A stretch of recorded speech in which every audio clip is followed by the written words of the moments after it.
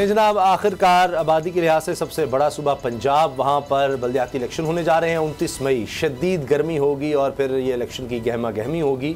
लेकिन जो इस वक्त सूरत हाल है, गुलाम नबी साहब, किस तरह लोग जाएंगे? ख़ासतौर पर तहरीक इंसाफ के लोगों की अगर बात करें तो इनके लिए तो बहुत मुश्किल होगा। इत्तेहादी तो चलें, पता नहीं क्या करेंगे, लेकिन तहरीक इंसाफ के लोग कैसे जाकर वोट मांगेंगे? क्योंकि अभी से ये सिलसिला शुरू करना होगा। इस वक्त तो हर कोई पेट्रोल की बात करेगा, महंगाई की बात करेगा, और बल्दियाती लेवल पर उनके लिए लोगों को मुतमईन करना निहायत मुश्किल हो जाएगा। भेस बदल कर जाना पड़ेगा या किसी और सियासी जमात का कंबल ओढ़ना पड़ेगा।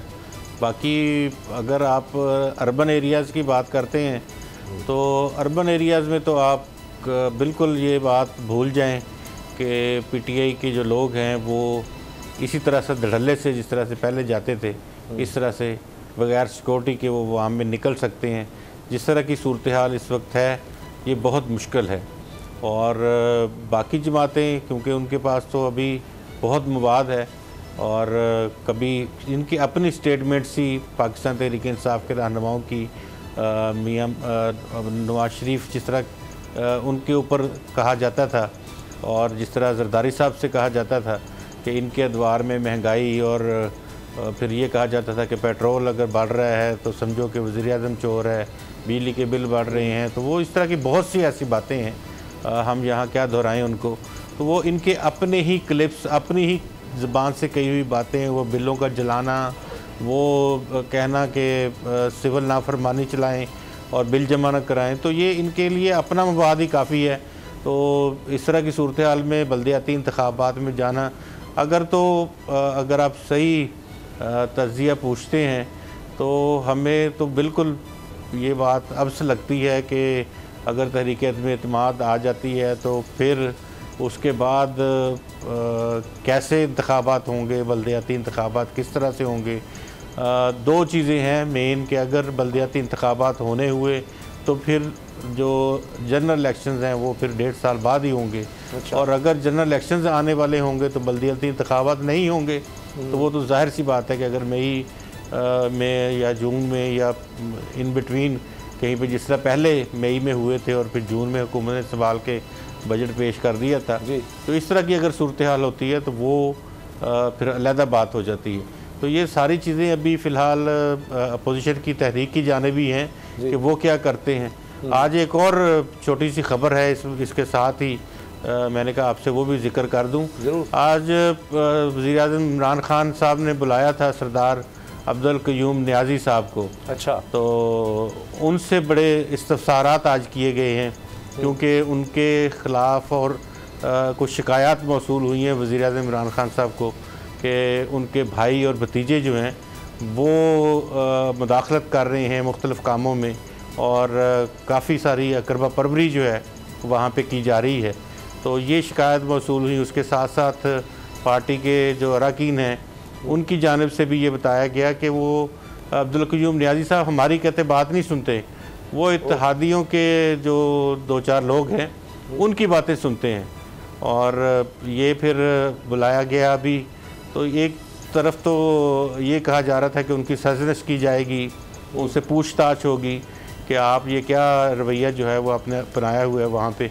अभी तो जुम्मा 8 दिन हुए हैं आज़ाद कश्मीर हुकूमत को बने हुए, तो अभी से ये हालत है। खैर, वहाँ के जो हलीफ जमातें हैं या इनके अपने लोग हैं, उनका तो ये मुतालबा भी बन चुका है वज़ीर-ए-आज़म से कि अभी इनको तब्दील कर दिया जाए, बल्कि इनको फ़ारग ही किया जाए, इनको सरजनश न की जाए, इनकी जगह बंदा लाया जाए। तो ऐसी सूरत हाल, यानी कि अब अंदर से भी जहाँ भी आप देख लें, पंजाब देखें या केपी देखें या बलूचिस्तान ये देखें, आज़ाद कश्मीर, तो आपको ये लगता है कि अपने अंदर से भी पाकिस्तान तहरीक इंसाफ को बहुत सी मुज़ाहमत का सामना है। अच्छा। जिस तरह फिरदौस आशिक़वान साहबा जो हैं उन्होंने भी कहा कई राज कि पाकिस्तान तहरीक इंसाफ को अपने अंदर से ख़तरा है।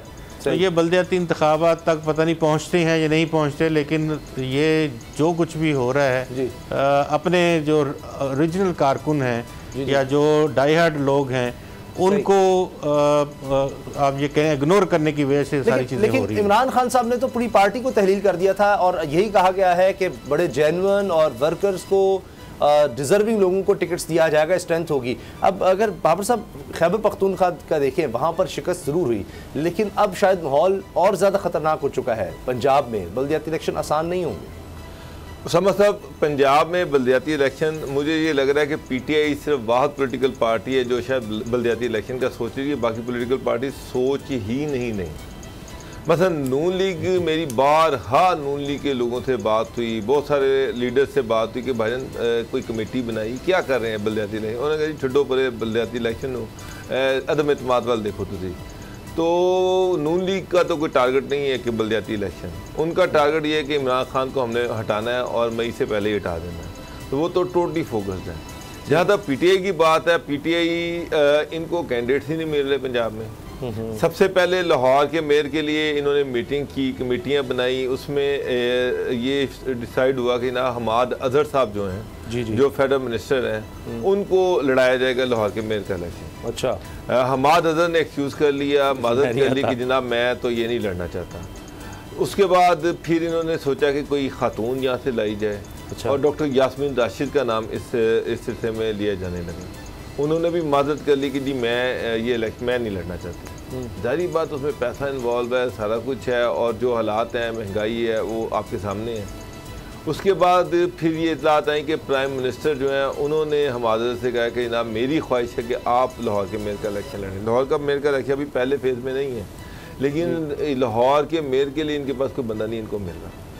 बाकी जो इजरा हैं या डिस्ट्रिक्ट हैं जहाँ पर मेयर के इलेक्शन होने हैं, जहाँ कुछ तो काफ लीग के खाते में जाने हैं, पता नहीं अब वो क्या फ़ाइनल होता है। अगर अदम एतमाद की तहरीक पहले ही आ जाती तो काफ लीग किधर खड़ी होगी, ये सारी चीज़ें अभी देखने वाली हैं। तो फ़िलहाल मुझे तो पंजाब में बल्दियाती इलेक्शन के हवाले से पीटीआई में मायूसी है।